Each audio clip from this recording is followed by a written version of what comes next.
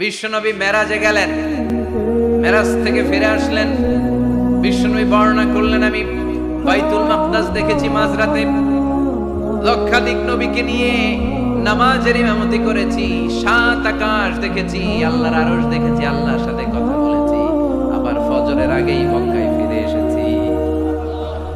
সবাইকে খাইছে দিয়েছি, মুহাম্মদের মাথার তার ছিঁড়ে গেছে।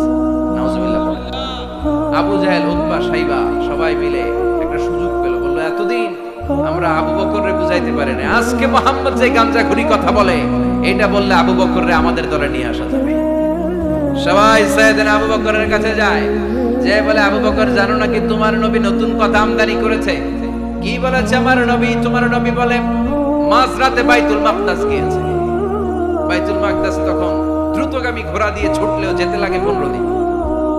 অ্যাবাউট টার্ন কাম ব্যাক, ফিরে আসতে আরো 15 দিন, মোট কয় দিন? 1 মাস। যেতে আসতে 1 মাস। তোমার নবী মাঝরাতে নাকি বাইতুল মুকাদ্দাসে ইমামতি করছে, 7 আকাশ ঘুরেছে, আল্লাহর আরশ দেখেছে, আল্লাহর সাথে কথা বলেছে, আবার ভোর হওয়ার আগে নাকি মক্কার জমিনে ফিরে এসেছে। আবু বকর বললেন, আসলেই কি আমার নবী এই কথা কইছে? সবাই এক বাক্যে বলে, হ্যাঁ তোমার নবী মুহাম্মদ এই কথা বলেছে। আবু বকর দ্ব্যর্থহীন কণ্ঠে ঘোষণা করে দিলেন, আমার নবী যদি এই কথা বলে থাকে, আমার নবী সত্য বলেছে, সত্য বলেছে, তিনি কখনো মিথ্যা বলতে পারে?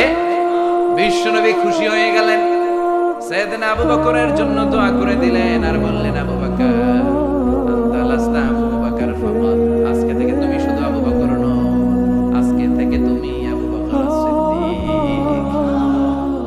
সিদ্দিক, সত্য গ্রহণে, সত্য প্রকাশে, সত্য মানার ক্ষেত্রে আপোষহীন, কোনো আপোষ নাই। চিল্লায় কোন ঠিক কিনা? সে আল্লাহ বললেন, ওয়াযকুর ফিল কিতাবি ইব্রাহিম ইন্নাহু কানা সিদ্দীকান নাবিয়্যা। ও নবী, আপনার এই কোরআনের ভেতরে আমার খলিলের নামটা রাখেন, কারণ আমার খলিল যেন তেন কোনো নবী নয়, সাধারণ পয়গম্বর নয়, আমার নবী ইব্রাহিম হলো সিদ্দীক, সত্য প্রকাশে আপোষহীন। এজন্য আল্লাহ খুশি হয়ে ওনার একটা টাইটেল দিলেন, টাইটেলটা হলো খলিল। ওয়াত্তাখাযাল্লাহু ইব্রাহিমা, চিল্লায় বলেন, ওয়াত্তাখাযাল্লাহু ইব্রাহিমা, আমি ইব্রাহিমকে খলিল বানিয়েছি। খলিল মানে দোস্ত।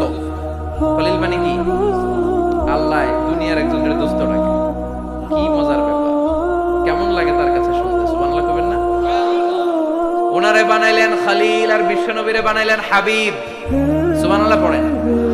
বাপ বেটা সব নিয়ে গেছে। সাইয়েদনা ইব্রাহিম হচ্ছেন বাবা, আর বিশ্বনবী ছেলে। বিশ্বনবীর অনেক উপরের পুরুষ হচ্ছে সাইয়েদনা ইব্রাহিম। তো এটা পরদাদা না, বাবা না? বিশ্বনবী বলতেন, আনা দাওয়াতু আবি ইব্রাহিম, আমি নবীরে পায় নাসানাসি করো, আমি তো ইব্রাহিম আলাইহিস সালামের দোয়ার ফসল। উনি যদি মক্কায় দাঁড়িয়ে দোয়া না করতেন, আমার বিশ্বনবীর জন্ম হতো না। সুবহানাল্লাহ পড়েন। এজন্য বাবা হলো খলিল, ছেলে হলো হাবিব। খলিল মানেও বন্ধু, হাবিব মানেও বন্ধু। খলিল মানে এমন বন্ধু যেই বন্ধু আল্লাহরে খুশি করার জন্য কাজ করে, আর হাবিব মানে এমন বন্ধু যারে খুশি করার জন্য আল্লাহ নিজে কাজ করে। কার পাওয়ার বেশি? হাবিবের কয়েক ডিগ্রি বেশি। সুবহানাল্লাহ পড়েন। তার মানে বাপ বেটা, বাবা হলো খলিল, ছেলে হলো হাবিব। এই বাপ বেটার মধ্যে অনেক বিষয়ে মিল আছে না নাই? হাদিস কোরআনে খুঁজলে আপনি অনেকগুলো মিল পাবেন। আজকে 7টা মিলের কথা শোনাবো। সাইয়েদনা ইব্রাহিম আলাইহিস সালাম আর বিশ্বনবীর মাঝে 7টা মিল খুঁজে পাওয়া যায়। চিৎকার করে বলেন কয়টা? শুনবেন? কষ্ট হচ্ছে? ঘুমে ধরছে? রাত তো অনেক হয়ে গেল, সর্বনাশ 11টা। হ্যাঁ, শুনবেন? কতক্ষণ? সারা রাত। তাকবীর পড়া যাবে? হ্যাঁ, জোরে না আস্তে? ভাগাভাগি করে দেন। শুরুতে বিবাহিতরা দেন, তারপর অবিবাহিতরা দেন, তারপর সবাই দেন। দিবেন? বিবাহিত কারা কারা আসছেন দেখি? ওটা নাকি অবিবাহিত নাই এলাকায়? হ্যাঁ, কম। মাশাআল্লাহ, তো বরকতের এলাকা। আলহামদুলিল্লাহ। দেখি অবিবাহিত কারা কারা আসছে? এগুলো এলো কই থেকে আবার? 2 হাত করে তুলছে না? 1 হাত, 1 হাত। ঠিক আছে, মাশাআল্লাহ। শুরুতে বিবাহিতরা দেন, এরপর অবিবাহিতরা দিয়ে। শুরুতে বিবাহিতরা রেডি হন।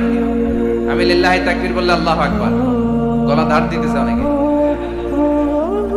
বিবাহিত বিবাহিতরা রেডি? দেখবো কাদের পারফরম্যান্স কেমন হয়। বিবাহিতরা পড়েন লিল্লাহি তাকবীর। অনেক আওয়াজ, সংখ্যায় বেশি আছে। এবার অবিবাহিতদের পালা। হ্যাঁ, অবিবাহিতরা রেডি? দেখি কি অবস্থা। এবার অবিবাহিতরা দাও লিল্লাহি তাকবীর। মিলে তিনটা পড়েন লিল্লাহি তাকবীর, লিল্লাহি তাকবীর, লিল্লাহি তাকবীর। কুমটুম আছে না গেছে? বাপ বেটার মধ্যে কয়টা মিল? চিল্লায় বলতে হবে কয়টা? এক নাম্বার মিল হচ্ছে ফেস কাটিং এ মিল। সাইয়েদনা ইব্রাহিম আর বিশ্বনবী চেহারা একরকম। বিশ্বনবী যখন মেরাজ রজনীতে আকাশে গেলেন, এক এক আসমানে এক এক নবীর সাথে দেখা, এক আসমানে সাইয়েদনা ইব্রাহিমের সাথে দেখা। মেরাজ শেষ করে যখন সাহাবীদের কাছে বর্ণনা করছেন কোন নবীর চেহারা দেখতে কিরকম, বিশ্বনবী বললেন আম্মা ইব্রাহিম, বুখারীর বর্ণনা, আম্মা ইব্রাহিম ফানজুরু ইলা সাহিবিকুম। আর ইব্রাহিম নবীর চেহারা কেমন জানতে চাও? জানতে হলে আমি বিশ্বনবীর দিকে তাকাও।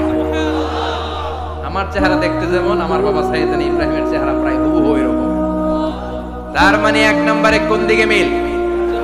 চেহারাতে মিল, ফেস কাটিং এ মিল। চিল্লায় কোন ঠিক কিনা? দুই নম্বরে উসওয়ায়ে হাসানা। দুই নবীর ক্ষেত্রে উসওয়ায়ে হাসানা শব্দ কোরআনে ব্যবহার করেছে কে? লাকাদ কানা লাকুম ফি রাসূলিল্লাহি উসওয়াতুন হাসানা। তোমাদের জন্য বিশ্বনবীর জীবনীর ভেতরে উত্তম আদর্শ আছে না নাই? আবার ইব্রাহিমের ক্ষেত্রে বললেন কাদ কানাত লাকুম উসওয়াতুন হাসানাতুন ফি ইব্রাহিম। বিশ্বনবীর জীবনীতে যেমনি তোমাদের জন্য আদর্শ, সাইয়েদনা ইব্রাহিমের জীবনীতেও সুবহানাল্লাহ পড়ে। তার মানে বিশ্বনবীও মডেল, সাইয়েদনা ইব্রাহিমও মডেল। নাকি শাহরুখ খান আমাদের মডেল, ইমরান খান, জর্দা খান, কেউ আমাদের মডেল? নায়ক নায়িকা, গায়ক গায়িকা, ক্রিকেটার, সেলিব্রিটি, ডান্সার একটাও আমাদের মডেল হতে পারে? কোন কবিরা আমাদের মডেল? আমাদের মডেল হলো নবীরা। চিল্লায় বলেন ঠিক কিনা? কবিরা এক একজন এক এক দিকে যায়, এক একজন এক এক কথা বলে। আউলা ঝাউলা চুল নিয়ে চলে, যার মাথা দিয়ে যেটা বেরোয় সেটা বলে। কিন্তু একজন নবী যেটা বলে অন্য নবী বিপরীত বলে না। কারণ কবিরা কথা বলে তাদের মন মস্তিষ্ক প্রসূত কথা থেকে, আর সব নবীদের কথা আসে একটা হেডকোয়ার্টার থেকে। হেডকোয়ার্টারটা কার? কোন নবী বলছে আল্লাহ একজন, আরেক নবী বলছে না দুইজন হতে পারে। কোন নবী বলেছে আখিরাত আছে, আরেক নবী এসে বলছে নাও থাকতে পারে। এরকম কইছে? কারণ কবিদের মতো ওনারা মাথায় যা আসে পাগলের মতো তাই বলে না। তাদের মাথায় কথা আসে একটা হেডকোয়ার্টার থেকে। চিল্লায় বলেন হেডকোয়ার্টারটা কার? আল্লাহ বললেন উসওয়ায়ে হাসানা, বিশ্বনবী তোমাদের জন্য আদর্শ, সাইয়েদনা ইব্রাহিম আদর্শ। তার মানে আদর্শিক দিক থেকে দুই নবীর মিল আছে না নাই? তিন নাম্বার, দুইজন নবী উলুল আজমি মিনার রাসূল। এই পৃথিবীতে পাঁচজন নবীকে আল্লাহ শ্রেষ্ঠ নবী বলেছেন। নূহ আলাইহিস সালাম, ইব্রাহিম আলাইহিস সালাম, মূসা আলাইহিস সালাম, ঈসা আলাইহিস সালাম, বিশ্বনবী মুহাম্মদ রাসূলুল্লাহ সাল্লাল্লাহু আলাইহি ওয়াসাল্লাম। এই পাঁচজনের ভিতরে বাপ বেটা আছে না নাই? কথা কর। চার নাম্বার মিল হলো বাপ বেটা দুইজনই কাবা বানিয়েছে। আল্লাহু আকবার। সাইয়েদনা ইব্রাহিম বানিয়েছে বয়স্ক অবস্থায়, বিশ্বনবী বানিয়েছেন শৈশবকালে। পড়েন সুবহানাল্লাহ। বিশ্বনবীর বয়স মাত্র 10 বছর। কয় বছর? 10 বছর বয়স আমরা লুঙ্গিও পড়তাম। কথা কর। ছোট বাচ্চারা অনেক সময় এই বয়সে লুঙ্গি খুলে ফেলায় না। গরমকাল আসলে লুঙ্গিগুলা সব খালের সামনে ধুইয়া ডুবায়, চোখগুলা লাল করে আর করে বাইরে। আছে না নাই? কিন্তু বিশ্বনবী লুঙ্গি খোলেন না, লুঙ্গি পড়ে থাকে।